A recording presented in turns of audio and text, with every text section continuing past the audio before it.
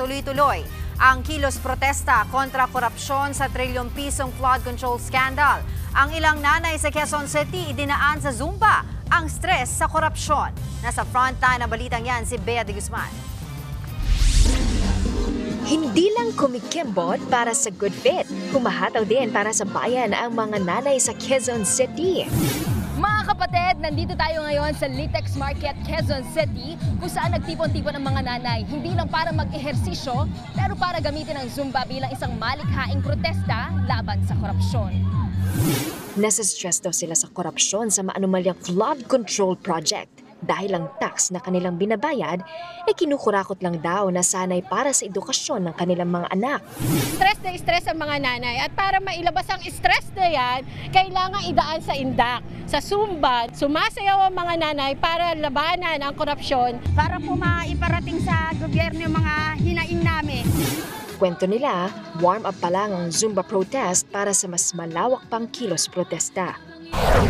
Nag-ingay naman sa harap ng opisina ng DPWH sa Maynila ang grupo ng mga siklista.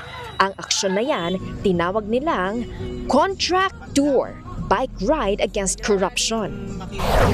Sa Marikina naman, takbo laban sa korupsyon ang idinaos. Panawagan ng mga rallyista aka runners, lahat ng kurakot dapat managot.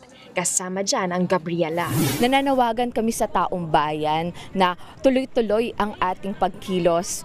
Fun run man yan, mula doon sa iba't ibang mga activities, pagkilos sa mga eskwelahan, sa mga communities. Hanggang po sa September 21, may malaking aksyon sa Luneta para manawagan na tama na, sobra na ang katiwalian.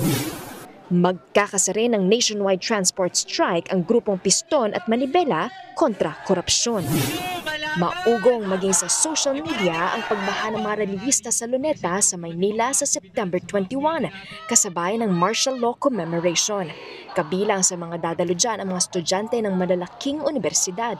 Ito raw ang protesta sa trillion-peso flood control scandal. Nilirespeto naman daw ito ng Malacanang lalo't pagtuligsa ito sa korupsyon. The President will always respect this freedom of expression. So kung ano man po ang nararamdaman na sentimiento ng ating mga kababayan sa ngayon, yan po ay ginagalang ng Pangulo.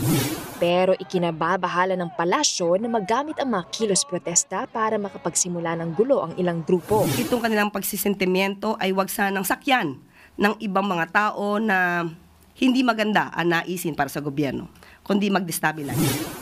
Nagpaalala naman ang PNP na tanging ang mga grupong nakakuha lang ng permit ang pahihintulutang magsagawa ng kilos protesta. Nilinaw rin ng pulisya na bawal ang protesta sa EDSA Shrine at People Power Monument dahil hindi raw ito Freedom Park. Nagbabalita mula sa Frontline, Bea de Guzman, News 5.